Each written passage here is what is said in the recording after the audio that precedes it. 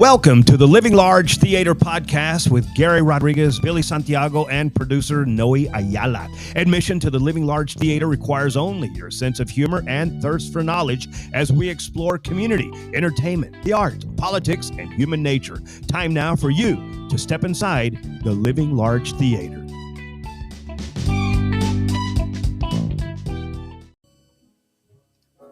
And welcome to another edition of the Living Large Theater Podcast. I'm Billy Santiago with my friend of 36 years, Gary Rodriguez, producer extraordinary, Noe Ayala, here for another edition of Living Large. And today we'll be talking to our special guest, George Rice from the 5X5 Brewing Mission. But before we get to him and some other things going on, including the NFL playoffs, we'll pay a tribute to Jeff Beck and Toast to Texas. We'll be talking about that as well. Well, right now, with opening comments, here's Gary Rodriguez. Gary? Hey, thanks a lot, Bill. Thank you for tuning in to the Living Large Theater, where admission is absolutely free. All you need is a sense of humor and a thirst for entertainment. Remember, you can reach us on Facebook at Living Large Theater or email us at livinglargetheater@yahoo.com.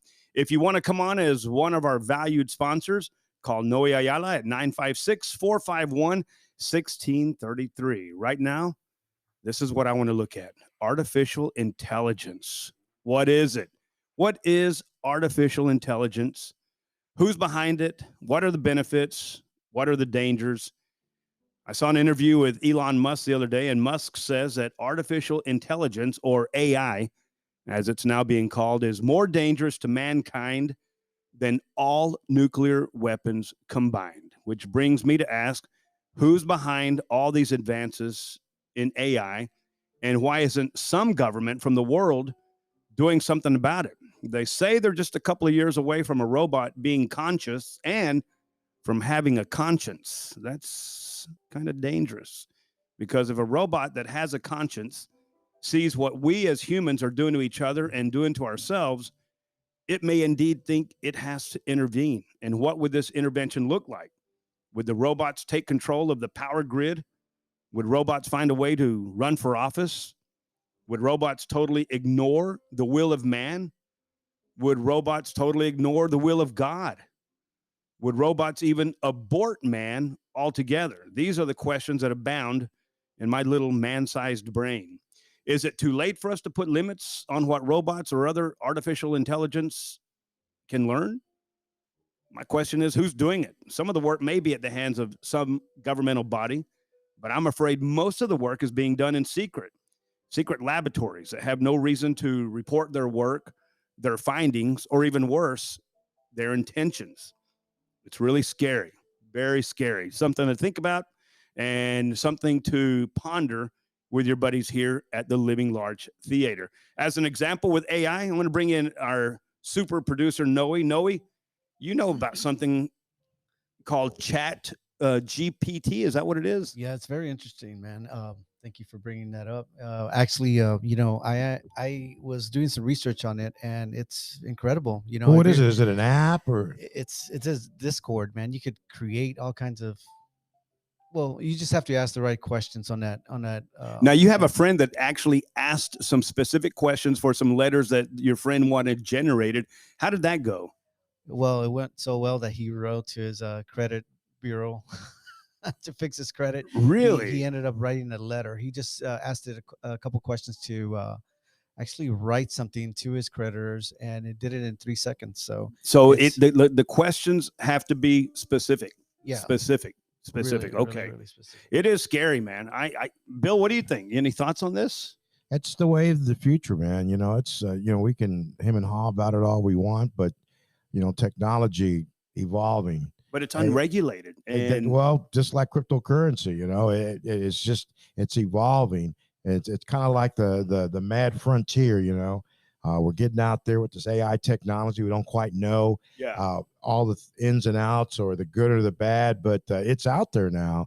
And a lot of companies use it to cut back on costs. Yeah. There's some good things that robots do. They make hamburgers. They crank out Cheez-Its. They do a lot of things that crank out Cheez-Its. Cheez-Its, little cheese crackers. They crank them out at, a million a day.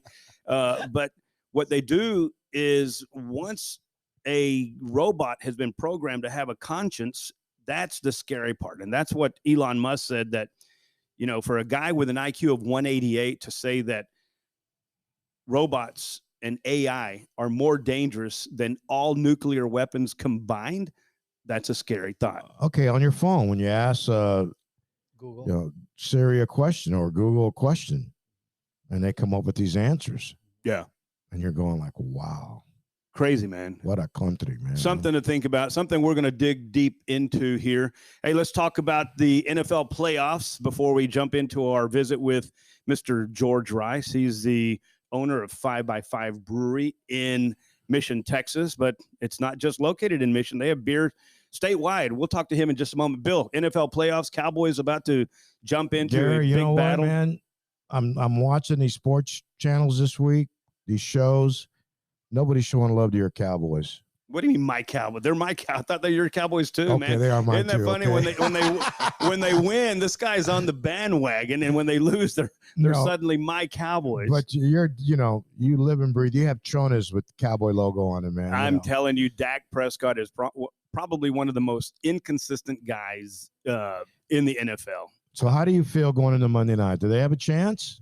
I think that, they always have a chance. George, what do you think? They're showing percentages. I mean, everything's down to percentages now. They're saying Cowboys' odds of winning are like 55 or 60%. Yeah, they have a 2-point favorite right 2.5 point favorite. But, like, you're not including the Cowboy factor. Right. Which is what, George? The choking. Yeah. We'll be here all week. And don't get me wrong, I'm a diehard Cowboys fan. Are you? I became a Cowboys fan in the late 80s, early 90s when I was developing in football. And then I'd say 94, 95, I'm like, screw this. This team's trash. They just went down a dirty back path. in the 80s. Yeah, you couldn't give away those season tickets, man. Yeah, it was just they broke my heart so many times. Oh, yeah. Right. That's it. That's it. They're heartbreakers. They are, and it's good. This season was amazing. I'm really happy with what they produced, and especially with what they had. But Jesus, this last game, I'm like, you guys are playing like a junior high JV team. What is going on? And everyone's like, it's their third string. I'm like, that's not their third string. That's their starting lineup. The entire game was our starting lineup. They didn't take anybody out. They didn't replace any of the starters. And the deal about the Cowboys, I think, is they need a general manager. Jerry Jones thinks he's a general manager. Needs to fire the general manager, right? Stephen Jones thinks he's a general manager.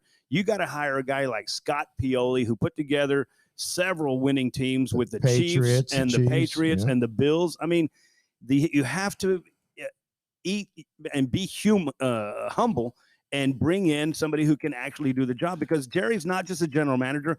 He's trying to make another $1 million off the Cowboys. There's a reason why they call it Jerry's world. The guy's a control freak. Yeah. I mean, there's been multiple interviews documenting this. This guy's a control freak.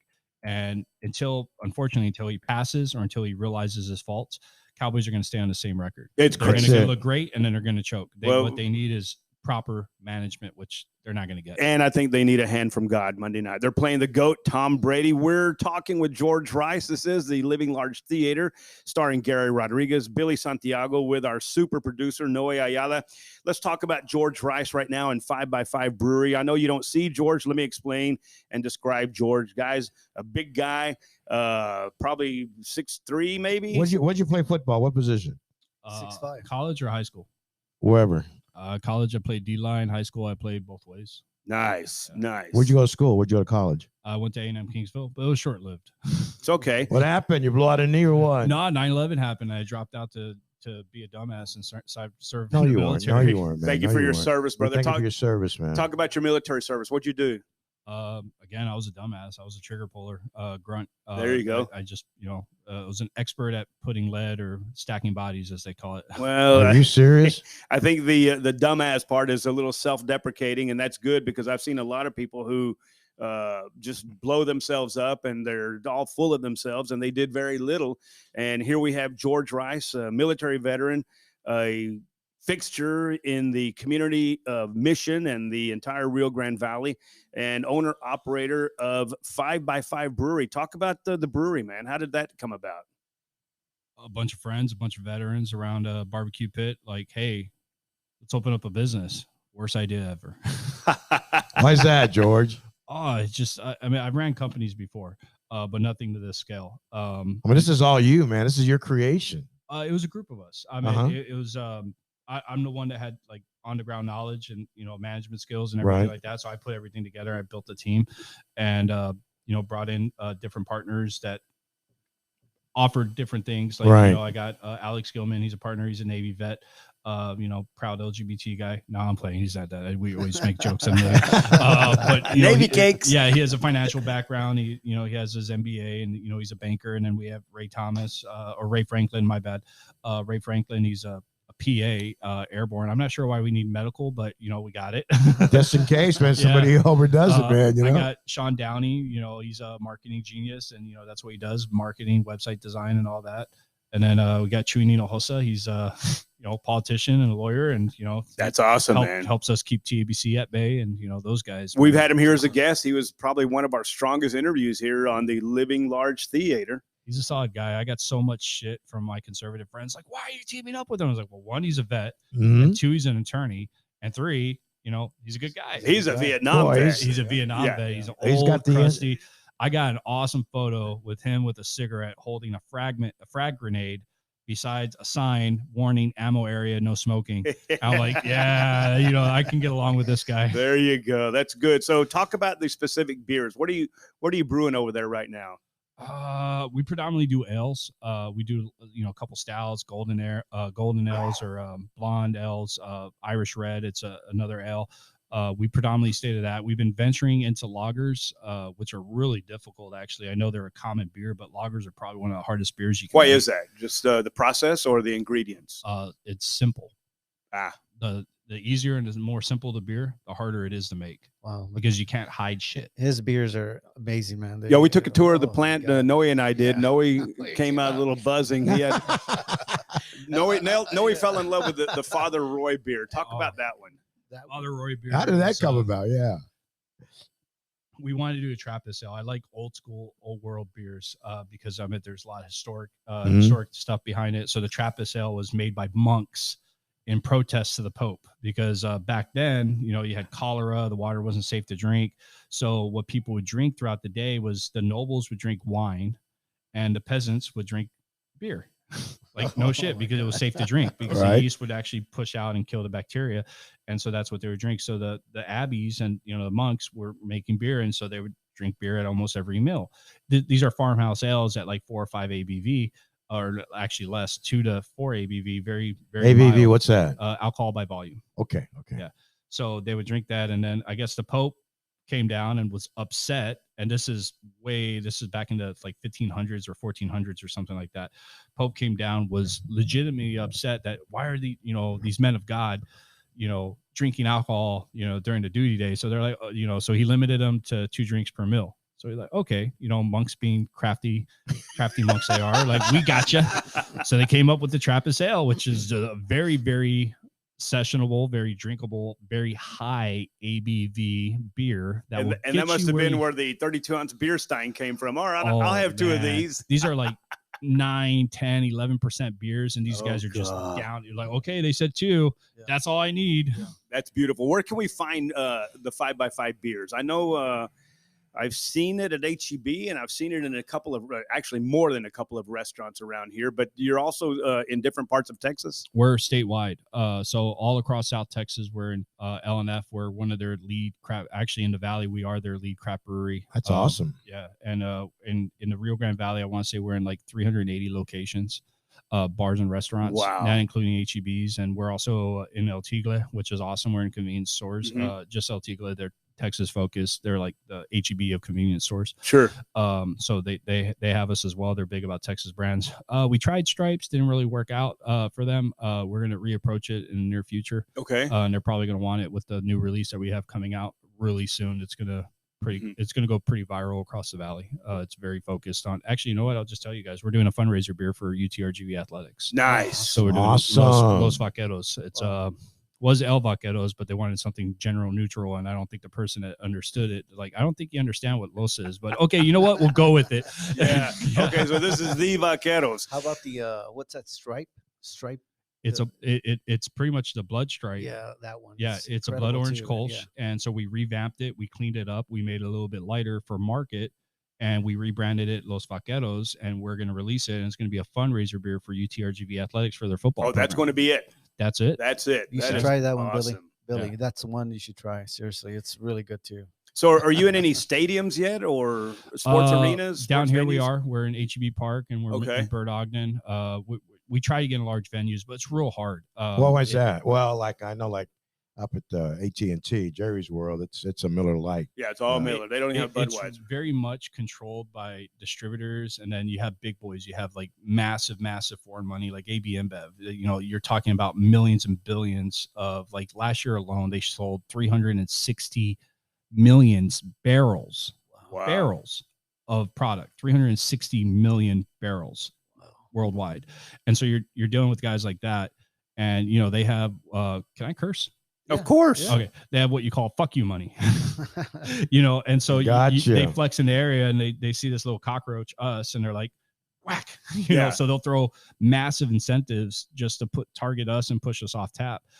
The problem is that we're tenacious and we're assholes, and you know they'll push us off tap, and then we'll come back a month later when the money dries up, and they're like, "Oh, we got what we wanted," and we'll come back in there and grab it all back.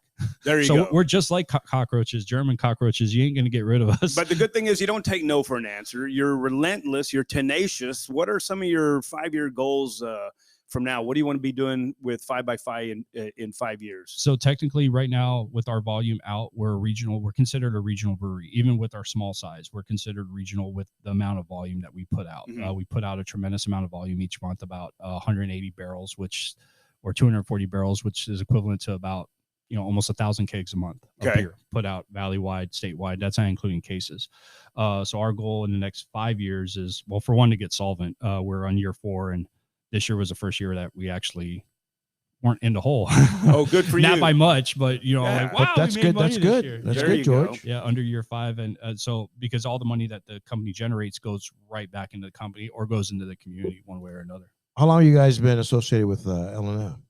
Since the start, when we initiated our business plan, but we call it battle plan, we knew that we needed to have strong distribution, and L&F kind of resonated with us. For one, all their community goodwill. They're always doing stuff for the community. Right. The Lamatias are just amazing people, amazing family. They really are. They really push back in the community a lot.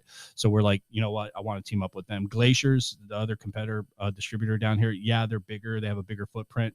But when it comes to being involved with the community and helping out the community, L&F takes the cake. Like without a doubt. Tenfold. So we were like, this is who we are as a company. We're community forward, and L&F is a very community forward distributor. So to me, it made sense. So we reached out to them at the start. Yeah, back in the 90s, we did the Freddie Gonzalez Memorial Day Fiesta. Yeah, we raised money to build a little bust for Freddie Gonzalez, the Marine Veteran Medal of Honor winner, and we put together 2 concerts. And we went to L&F. About sponsorship, and they didn't blink an eye, man. They boom. Yeah. What do you need? Yeah, I mean, they're so community focused. It's awesome. They're amazing people. They have a really good event organization team. Amy, and then their craft beer head honcho Nestor, and then Rigo. All the guys down there. It's an amazing group of guys to work. Hey, we with. got to mention Bobby Casso. Yeah. He's one of the big dogs there, and I tell you what, he'll donate kegs to any worthy cause. I remember the Tripa Club used to be popular in McAllen, and what? The Tripa Club. It was run by Jesse Trevino. It was a political organization where you would go. And they would make they would make tripas and sell them throughout the night. But the objective of the entire meeting was to meet with candidates and rub elbows with some of the politicians from down here. And every time I went, they always had like 8 kegs that had been donated by L&F distributors. George, how is 5x5 different from other local breweries? I don't even know if that's the proper way to ask that question, but how are y'all different? Well, for one, we're the only like legitimate brewery. The other ones are brew pubs where they sell other people's beer and wine and stuff like that. Mm-hmm. Like we're actually a brewery. Okay. Our license isn't a brew pub. We're labeled as a brewery. There's multiple different licenses. You have people that call themselves breweries, but they're not. Now, let me ask you: Are y'all tight with each other? Other breweries? Yeah, no, y'all are good. It's really community focused, or it's supposed to be. And we had rifts before in the past with other breweries, but they're no longer around. But most of us, like, we just did a huge collaboration brew yesterday, actually, with Howling Rabbits, which is opening up on North 10th in McAllen. Pluton, which is their Brownsville boys, and they're opening up their brewery in Brownsville. Oh, wow. We're supposed to have Saludo Brewing, which we actually helped get started up in Laredo. So it's an emerging industry down here. And there you go. They're popping up like Well, I think now's the time to reveal that we're starting a YouTube channel. It's called Toast to Texas, and our first subject will be 5x5 Brewery. We're going to come out and talk to George. We're going to videotape it. We're going to edit it. We're going to have the titles. It's going to be a bona fide production, and we're going to be focusing on outfits that brew beer, vent wine, or distill liquor only here in the state of Texas. And George, I want to thank you so much for allowing us to springboard our project, Toast to Texas, with 5x5. I think it's going to be good. They have many versions of this up in Austin, but nothing's Texas based. It's all like Austin focused, which is a huge issue in our industry. Everything craft beer related it's all ran by Austinites, so they're very much Isn't that the truth? Yeah, even the Craft Beer Alliance, it's Austin, maybe Houston, maybe Dallas, maybe San Antonio, but Austin. Yeah, and that's why we kind of really pulled back from that. Good for you. But I love this. I mean, you guys are going to highlight all of Texas beer, which I mean, it's a massive industry in Texas. We're in Texas. We love live ammunition. We love beer. We love drinking. And it's really difficult in Texas too, because our laws on the manufacturing side are the most archaic in the nation, like worse than California and New York. They're horrible. They're like borderline prohibition level laws. It's so difficult to operate as a business in Texas as an alcohol producer. Really? I'm going to invite you on right now as possibly a consultant, that once we get ready to move forward out of the valley and hit some of the other ones, Tito's is an awesome, but it's also on our list of targets to go visit with. They had a great marketing plan coming out, like Tito's. Like I still hear stories about this guy downtown pushing his product. Like here he is, the owner. Downtown Austin, working it, like pushing it, promotion, pushing. Yeah. And just like, finally it blew up. Well, we're going to lean on you for some direction down the road where you can say, hey man, I can probably open a door for you guys somewhere. And several dozen. Again, it's a tight knit community. We all talk to each other, like the owner of Carbach and me, we're talking, texting each other, talking shit back and forth in a fun way, like, hey, I got one of your taps. Like, oh, I got 10 of yours, so. Yeah. We're talking with George Rice. This is the Living Large Theater. We'll be right back after this little bit of music here on the live broadcast of the Living Large Theater, coming to you from the 16th floor, where we always broadcast great shows just for you.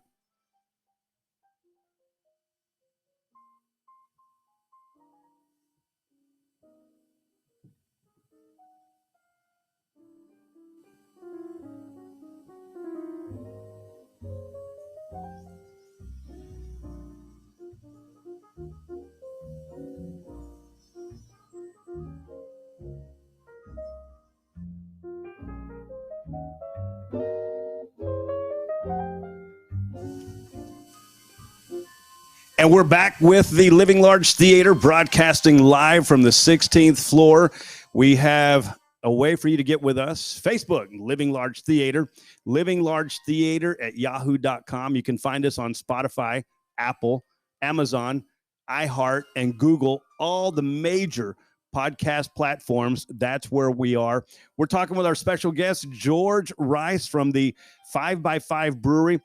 The Father Roy beer, George, was something that really struck a nerve with Noe here. And I had the pleasure of meeting Sister Norma last year. And she said that you guys were maybe going to work on a beer dedicated for her.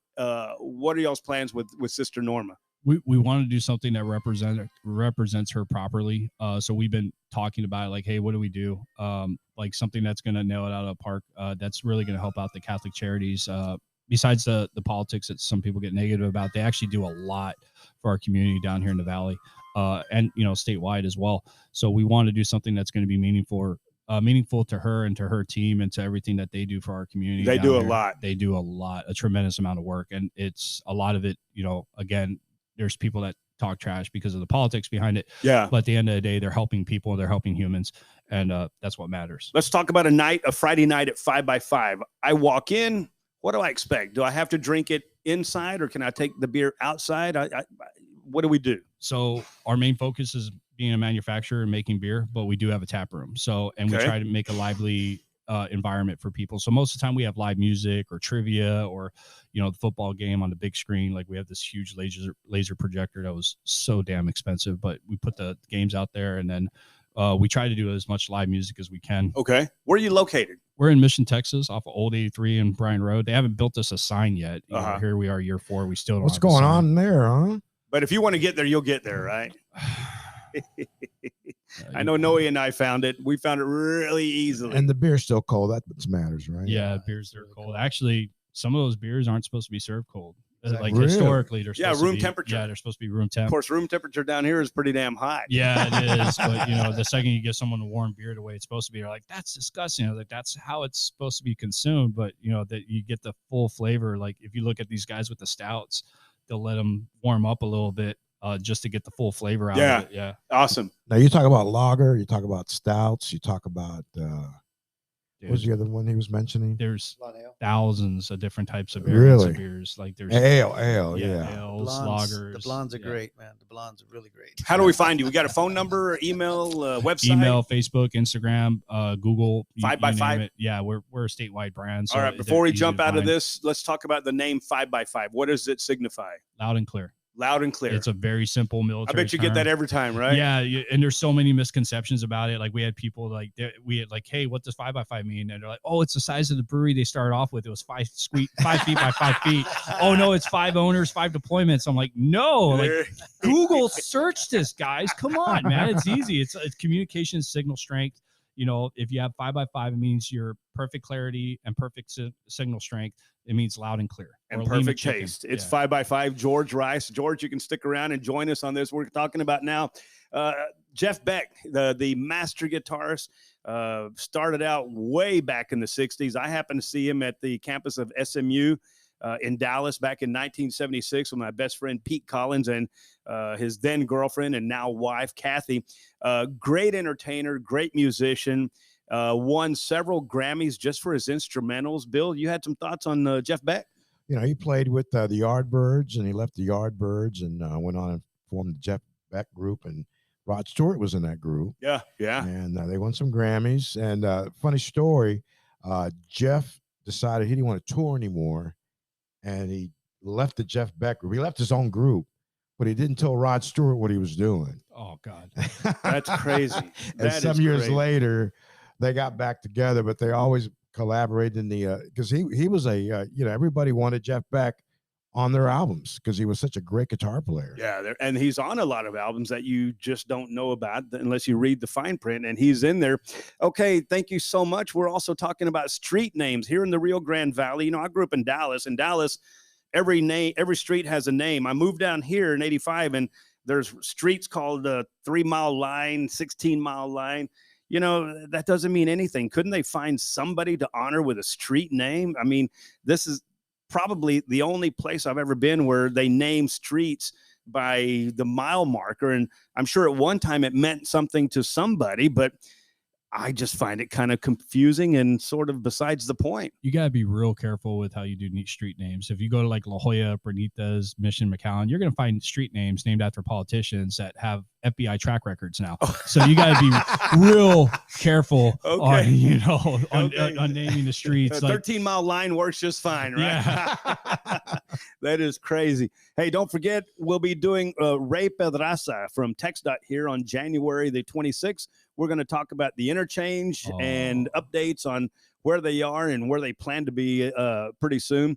And I guess we'll close it out right now with the Lottery Mega Millions. You know, I like Noe's theory on this Mega Millions lottery chances of winning. Noe says, hey, if it's your turn and if it's your time, all you need is one ticket. I bought 5, but and I'm gonna win it, man. So there you go. Well, I bought 10 last Friday. I sprinkled some holy water on it and put a cross, and that didn't work. So if you're gonna win it, you're gonna win it with one. I'm gonna try. I'm gonna try this coming Friday again. It's up to what, $1.7 billion or something. Insane. But the odds are like 1 in 680 million. Hey, but all it takes is one, George. All it takes is one. Yeah.